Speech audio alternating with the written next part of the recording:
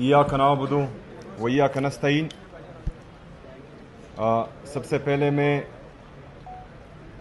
تحریک تحفظ آئین پاکستان کو مبارکباد اور خراج تحسین دونوں پیش کرتا ہوں۔ بہت بہترین قومی کانفرنس جاری ہے اور انشاءاللہ ہم پر امید ہے کہ جب یہ ختم ہوگا تو انشاءاللہ تعالی نتیجہ خیز ختم ہوگا۔ جیسا کہ ابھی ہمارے ایک دوست نے بولا بھی کہ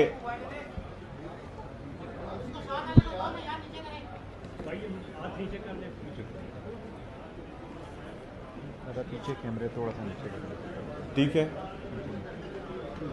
جیسے کہ ابھی ہمارے ایک دوست نے بولا کہ ہم نے خیبر پختونخوا میں تمام سیاسی جماعتوں کا، مذہبی جماعتوں کا، ہر مکتبہ فکر سے لوگوں کا ایک امن جرگہ کیا خیبر پختونخوا اسمبلی میں، اور انہوں نے وضاحت بھی کی کہ امن جو ہے وہ ہم پہلے یہ سمجھتے تھے کہ امن جو ہے وہ صوبائی حکومت کا کام ہے کہ وہ لائیں، لیکن بدقسمتی سے یہی تو مسئلہ ہے کہ جو جس کا کام ہے وہی نہیں کر رہا، تو اس لیے ہم سب یہاں آ بھی بیٹھے ہیں۔ پہلی بات۔ دوسری بات کہ اس جرگے میں تمام مکتبہ فکر کے لوگ جمع ہوئے اور وہاں پر ایک بہترین ماحول میں قیام امن کے لیے 15 نکاتی ایجنڈا پیش کیا گیا، جس پر تمام جماعتیں، چاہے سیاسی ہو، مذہبی ہو، اور ہر مکتبہ فکر کے لوگ اس پر متفق ہوئے۔ لیکن بدقسمتی سے جن لوگوں کو امن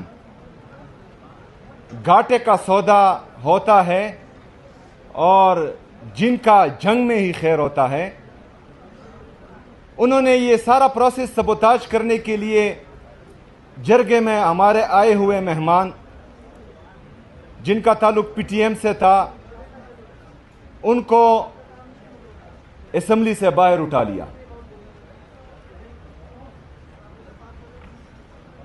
تو میری جب ان سے اس حوالے سے بات ہوئی، میں نے ان کو کہا کہ ایک تو آپ لوگوں کا مسئلہ یہ ہے کہ آپ لوگ زمینی حقائق سے اس طرح باخبر نہیں رہتے جتنا سیاسی لوگ رہتے ہیں۔ آپ لوگ عوام میں اتنا نہیں رہتے جتنا سیاسی لوگ رہتے ہیں، تو آپ یہ چیزیں نہیں سمجھتے اتنی جتنی ہم سمجھتے ہیں، اور اس کے ساتھ ساتھ جب آپ سمجھتے نہیں ہیں اور اگر کسی کے کہنے پر آپ لوگوں کو اٹھاتے ہیں، تو جو آپ کے ایڈوائزرز ہیں وہ بھی انتہائی بے وقوف اور نالائق ہیں، کیونکہ یہ جو قدم آپ لوگوں نے اٹھایا ہے اس سے آپ کی ساکھ اٹھے گی نہیں، اس سے لوگوں کے دلوں میں آپ کی نفرت کم نہیں ہوگی لیکن مزید بڑھے گی۔ اور اس کا نتیجہ ہم نے دیکھا کہ پشاور یونیورسٹی کیمپس میں 78 سال میں پہلی دفعہ جو ہے ہمارے ادارے کے خلاف نعرے بازی ہوئی، اور یہ ان کی یہ ایک بے وقوفانہ حرکت کی وجہ سے جو انہوں نے جرگے کے بعد کی۔ یہ صرف پہلا موقع نہیں ہے کہ جہاں پر ہم اچھے کام کی طرف جاتے ہیں اور وہ غلط مشوروں کی وجہ سے وہ الٹا ہو جاتا ہے۔ اس سے پہلے جو ابھی خیبر پختونخوا میں دہشت گردی لائی گئی ہے، اس پر بھی ہمارے اعتراضات تھے، اور ہم پشاور سے لے کر تورغر کوہستان تک اور ادھر ڈی آئی خان وزیرستان تک اور ادھر چترال اور باجاوڑ تک ہم چیختے رہے، چلاتے رہے، پورے پختونخوا کی عوام، پورے پختونخوا کی لیڈرشپ، کہ آپ ایک دفعہ پھر ان کو لا رہے ہیں تو یہ آپ خیبر پختونخوا کا نقصان بھی کر رہے ہیں اور پاکستان کا نقصان بھی کر رہے ہیں۔ یہ بند کمروں کی پالیسیاں جو آپ بنا رہے ہیں یہ آپ کے لیے بھی نقصان دہ ہیں، یہ پاکستان کے لیے بھی نقصان دہ ہیں۔ لیکن پہلے ہمیں یہ کہا گیا کہ یہ جھوٹ بول رہے ہیں. ایسی کوئی بات ہے ہی نہیں. ابھی جو ہے یہ آپریشنز کی تیاریاں کر رہے ہیں, تو یا یہ اس وقت جھوٹے تھے یا آج جھوٹے ہیں. ہمیشہ جب ہم تنقید کرتے ہیں تو ان کے لیے ہم سلوشن بھی دیتے ہیں. ہم نے امن جرگے خیبر پختونخوا کے امن جرگے میں ان کو یہ مشورہ دیا کہ آپ خیبر پختونخوا کے سٹیک ہولڈرز, چاہے صوبائی حکومت ہے چاہے وہاں کے پارلیمنٹیرینز ہیں, جو ہمارے قومی مشران ہیں, ہمارے قبائلی علاقوں کے مشران ہیں, ہمارے عمائدین ہیں, ان سب کو بلائیں, ان سب کو بٹھائیں, ان سب سے مشورہ کریں, اور جب آپ کلیکٹیو وزڈم سے کوئی قدم اٹھائیں گے تو یہ نتیجہ خیز ہوں گے. اس سے پہلے جتنے بھی 78 سال میں آپ نے جو فیصلہ کیا ہے اس سے ہمیں نقصان ہی ہوا ہے. ابھی ریسنٹلی ریجیم چینج آپریشن ہوا, یہ بتایا گیا کہ پہلے دن ہے جو ہے وہ پتہ نہیں کون سا انقلاب آ گیا, اسٹاک ایکسچینج بھی اوپر گیا, اکانومی بھی بہتر ہوئی, جی ڈی پی بھی گروتھ کر گیا. ابھی آج 3 سال کے بعد ہمارا جی ڈی پی جو ہے وہ 2.6 اور 3% کے درمیان جو ہے اوپر نیچے ہو رہا ہے. ہمارا 3 سال کا جو انفلیشن ہے وہ 50% سے 55% کے درمیان چل رہا ہے. دن بدن مہنگائی ہوتی جا رہی ہے, لوگوں کی پرچیزنگ پاور بالکل ختم ہو چکی ہے. ان امپلائمنٹ اتنی ہے کہ اگر آج یہ اعلان کرے کہ جو پاکستان چھوڑ کر جانا چاہ رہا ہے وہ آئے, تو 2 کروڑ سے زیادہ لوگ جو ہیں یہاں پر ایمبیسی کے باہر کھڑے ہوں گے. یہ آپ کی غلط پالیسیاں ہیں. لندن میں بیٹھ کر اگر آپ بند کمروں میں ریجیم چینج آپریشن کا فیصلہ کریں گے تو آپ کی معیشت کا یہ حال ہوگا, آپ کے صوبوں کا یہ حال ہوگا, اور پھر اوپر سے ایسے لوگ بٹھا دیں جو ایک صوبے کے ساتھ مسلسل امتیازی سلوک کر رہے ہیں. مطلب ہمارا ایئر فورس کا جہاز ایک وزیر اعلیٰ کو ایک صوبے سے دوسرے صوبے تک اور ملک سے باہر لے کر جا رہا ہے, اور دوسرے صوبے کا وزیر اعلیٰ وہ اس کا پاسپورٹ سٹاپ لسٹ میں ہے. ایک صوبے کو تمام تر وسائل دیے جا رہے ہیں, اور آئی ایم ایف یہ رپورٹ کر رہا ہے کہ 5,300 ارب روپے کی کرپشن ہوئی ہے اور پاکستانی عوام کے حق پر ڈاکہ ڈالا گیا ہے. اس پر تو چپ. یہ آج میں نے آپ سب کے لیے تمام دوستوں کے ساتھ خیبر پختونخوا کے جتنے بقایا جات ہیں وفاقی حکومت پر یہ آپ کے سامنے ہیں. یہ 4,758 ارب روپے یہ میں نے تمام دوستوں کے لیے آج ثبوت لائے ہیں. یہ ہمارا وفاق پر واجب الادا ہے. 5,300 ارب کرپشن جو رپورٹڈ ہے آئی ایم ایف کی رپورٹ میں وہ کر رہے ہیں, لیکن ہمیں جو ہے ہمارا حق نہیں دیا جا رہا. ایک تو حق نہیں دیا جا رہا, دوسرا خیبر پختونخوا کا وزیر اعلیٰ صرف اپنی لیڈر سے ملنا چاہتا ہے, وہ 10 دفعہ ڈیالہ جیل جاتا ہے, اس کو ملنے نہیں دیا جاتا, اور باہر جو ہے سڑک پر پوری رات گزارتا ہے. یہ کہاں کی جمہوریت ہے؟ یہ کہاں کی انسانیت ہے؟ یہ کہاں کی سیاست ہے؟ اس کے ساتھ ساتھ خود ہی پریس کانفرنس کرنے بھی آ جاتے ہیں کہ ہمارا لیڈر, ہمارا قائد جناب عمران خان صاحب کہتے ہیں یہ نیشنل سیکیورٹی رسک ہے. او بے وقوفوں, یہ نیشنل سیکیورٹی رسک نہیں ہے, یہ آپ کی نیشنل سیکیورٹی کی ضمانت ہے عمران خان صاحب. یہ آپ کی نیشنل انٹیگریٹی کی ضمانت ہے, یہ آپ کی پولیٹیکل اور اکنامک سٹیبلٹی کی ضمانت ہے. آپ کیوں نہیں سمجھ رہے کہ پاکستانی قوم اگر آپ سے نالاں ہے اور آپ سے نفرت کرتی ہے تو صرف ایک ریجیم چینج آپریشن کے بعد اپنا گراف دیکھیں, اس لیڈر کے لیے لوگوں کی محبت دیکھیں دل میں. 8 فروری کا ریزلٹ جو آپ لوگوں نے چینج کیا ہے اور کسی اور کے کھاتے میں ڈال دیا ہے, پتہ تو ہے نا, معلوم تو ہے کہ آپ لوگوں نے کیا کیا ہے. ذرا وہ ریزلٹ دیکھیں کہ لوگوں کی پلس کیا کہتی ہے, لوگ چاہتے کیا ہیں. اس طرح کے فیصلوں سے پاکستان اگر پہلے آپ لوگ کرتے تھے تو وہ سوشل میڈیا کا دور نہیں تھا, آج سوشل میڈیا کا دور ہے. ہمارے کاشف عباسی صاحب نے باتیں کی صحافیوں پر پابندیوں کے اور ہمارے میڈیا چینلز پر پابندیوں کی. آج کل تو سوشل میڈیا کا دور ہے, کیا کیا چھپاؤ گے؟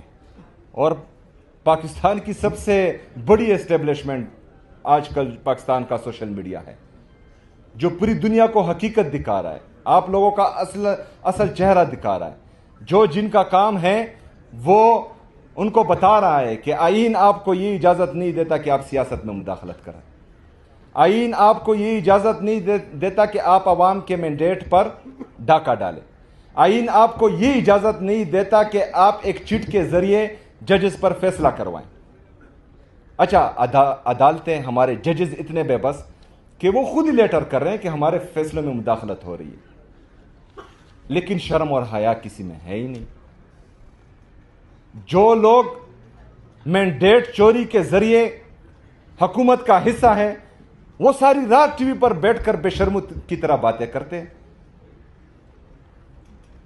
مطلب مجھے تو سمجھ نہیں آتی کہ یہ شرم, حیا, عزت, غیرت انہوں نے الماری میں بند کر رکھی ہے کہ پتہ نہیں کہاں پر رکھی ہے, اور تالے بھی لگائے ہوئے ہیں کہ جس طرح کا وہ جھوٹ بولتے ہیں لوگ جو ہیں دیکھ نہیں سکتے اب ان کے چہرے. لیکن اس طرح یہ ملک چلے گا نہیں.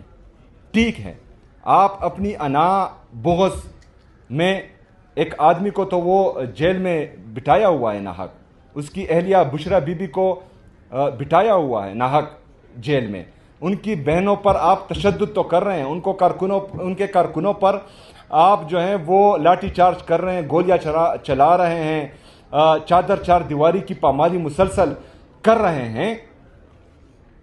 لیکن اس سے آپ لوگوں کے دل جو ہیں وہ اپنی طرف موڑ نہیں پائیں گے.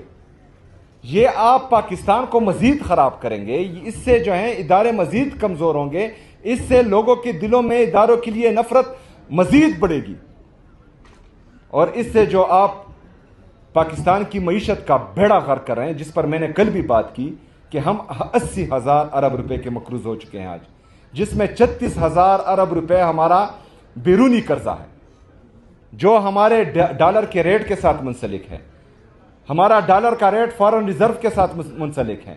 ہمارے فارن ریزرو اگر آج 20 بلین ڈالر ہیں تو اس میں آپ کا 70% حصہ یا I M F, world bank, Asian development bank کے لون کا ہے, یا دوست ممالک نے آپ کو جو ہے خیرات دی ہوئی ہے وہ پڑا ہے.